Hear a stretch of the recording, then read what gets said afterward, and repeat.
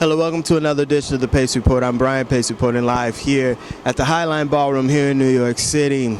Tonight, soul vocalist and rocker Nikka Costa is performing selections off her brand new CD, Pro Woa, and she decided to take her vision as well as her music to a whole nother level. One, she released this new CD on her own independent label, and she worked with her husband, as well as she's taking the vision of the music and putting nice little television segments and music segments on her YouTube page, which is called Nika's Box, in which she performs with the likes of Raphael Saddiq to Adam Lambert and many other legendary musicians. Tonight we're going to sit down and talk about this brand new CD. We're going to talk about her niche in soul and funk music, as well as talk about her upbringing. Her father was the legendary Don Costa, who was an illustrious arranger, arranging people from Johnny Mathis to Frank Sinatra. So sit back, relax, and enjoy the sounds of Miss Nikka Costa live here at the Highline Ballroom here in New York City.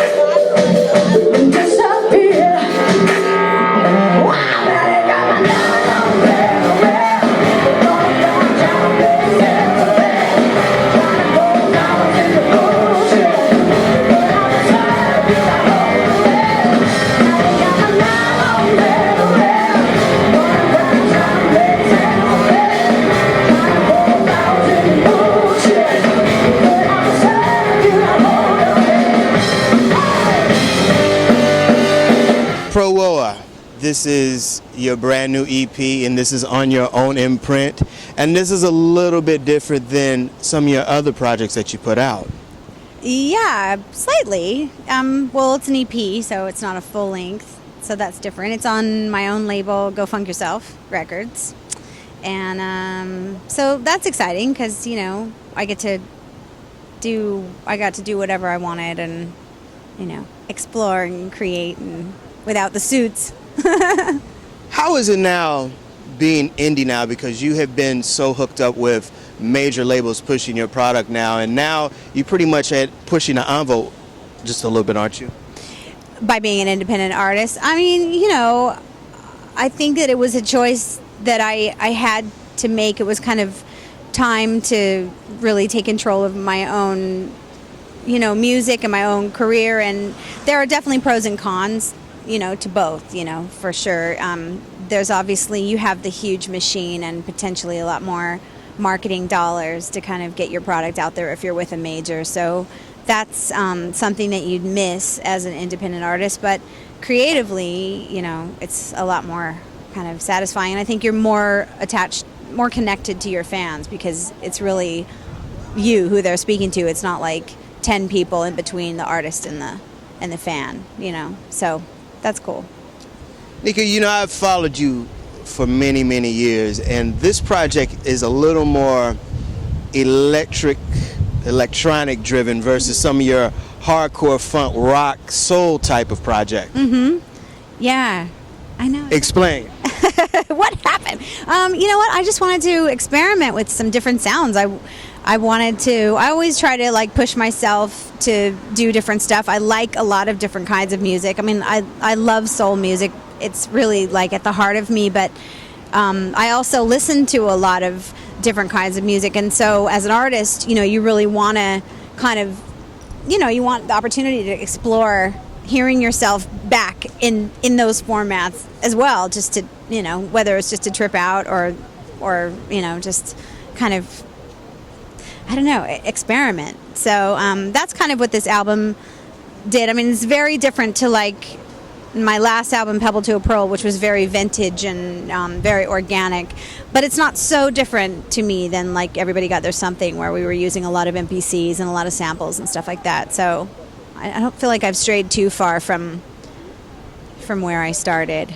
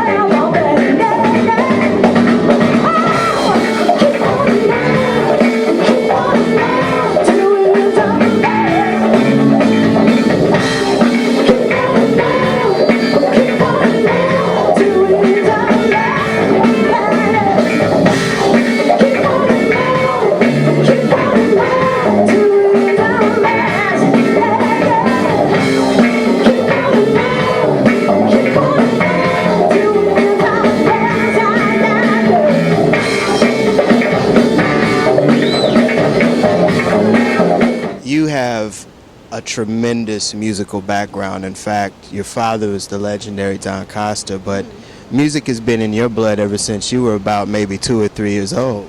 Yeah. I mean, it's all I've ever been around. So. How did you know that you were going to pursue this professionally? Because 8, 9 years old, you had a big hit overseas, and it's pretty much you've been riding the crest ever since 8 or 9. Yeah, to an extent. I mean, I've had some breaks. I've had some, a few years off here and there. But, I don't know. It's just something that I always wanted to do. I was always singing as a kid, like to my family's friends, and like, let me do a show. I was kind of one of those obnoxious, like, performer kids. And then I ended up doing this record, that was kind of a fluke, and then it blew up, and that was crazy, insane chapter of my life. And then as I kind of got older and had to take more responsibility for my career and for my artistry, that was when I really had to decide, am I going to do this for, because when you're a kid you just go with the flow, but when you are graduating high school you're like, am I going to college, or am I gonna, or both, or what, and so I knew that I needed to focus on it if I wanted to do it. So I learned how to play instruments and started writing songs, and so that was like a conscious effort. When did you make that segue into funk and soul? Because I mean, you could have gone a completely 100% rock, but this is really your niche. You really have a passion for funk and soul. How did you develop that? It's just ever since I was little, I just love, like when I was 3, my favorite song was Blueberry Hill, and I used to just sing the blues, and I just loved it. And and then funk and soul obviously stems from from the blues, and I just explored all different kinds of soul music and would just go and buy albums of people that I'd heard of, but I didn't know their stuff, like Al Green and Stevie Wonder and da-da-da, you know, because I was little and I was like, well, who are these people? My mom's talked about these people, or my dad's like, you know, and then it just moved something inside of me, and hasn't ever left. Because it's like a thrill, you know, it's like there's a joy. It's like church, you know, it's like church music. It's like there's a joy, but it's like dancing through whatever, you know, emotional turmoil is going on, and we all have it going on. So it's kind of this wonderful kind of dance between the two, and I love that, you know.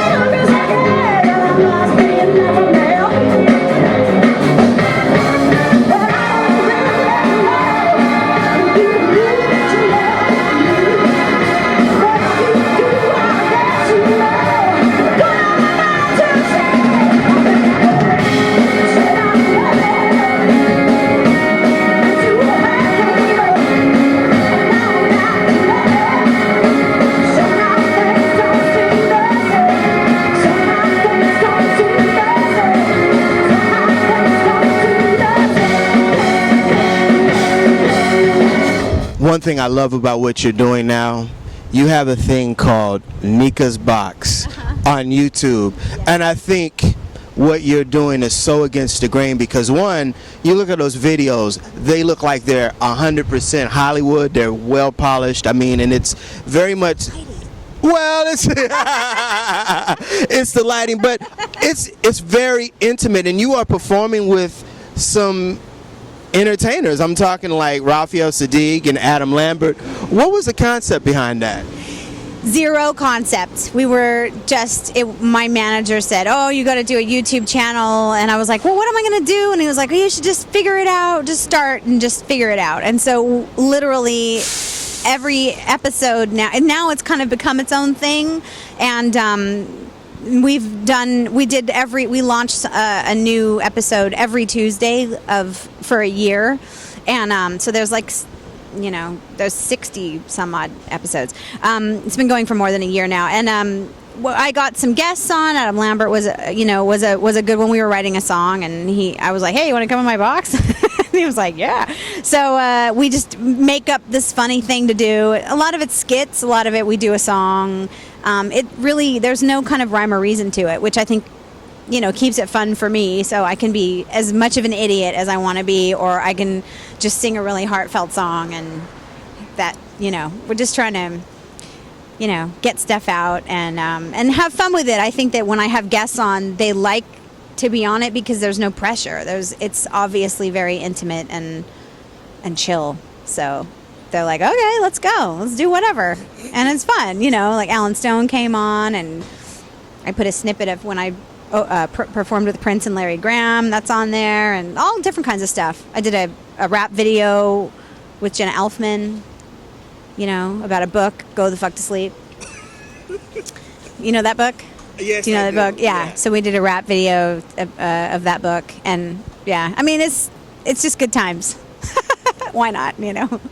Tell me about working with your husband, because I know this is an ongoing process also. Yeah. They say that people who work together can't stay together, but this seems like to be the exact opposite. Yeah, I don't know how we've done it. We've been together for a really long time, and we've always worked together. We love working together, and it always kind of seems to work out. And I do go and work with other people, and then I always tend to. I enjoy that, but nothing's really stuck the same way, you know, kind of creatively as working with Justin. And so, you know, it's a great, you know, blessing that we have, that we don't want to just kill each other after, you know. So, you know, I think we'll make many more records together.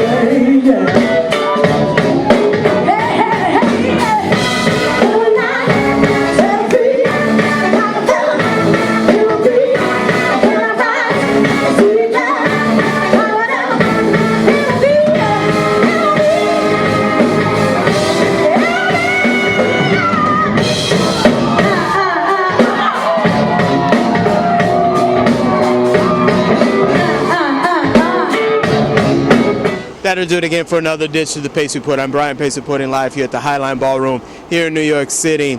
I'd like to personally thank Miss Nikka Costa for her time, as well as the staff and management here at the Highline Ballroom. As always, please visit my website, www.thepacereport.com, for my weekly column as well as my past segments. Until next time, remember, if it's in the groove, it'll make you move. Until next time, peace.